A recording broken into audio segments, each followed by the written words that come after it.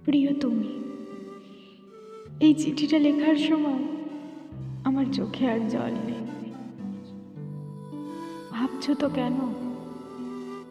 সব আগেই শুকিয়ে গেছে। আমি অনেক দিন ধরেই ক্লান্ত ছিলাম, শুধু তোমায় বোঝাতে পারিনি।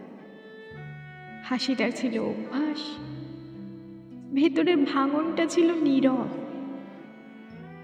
আমি চেয়েছিলাম তুমি একবার জিজ্ঞেস করো, তুমি সত্যিই ঠিক আছো তো? কিন্তু সবার মতো তুমিও শুধু আমার হাসিটা বিশ্বাস করেছ।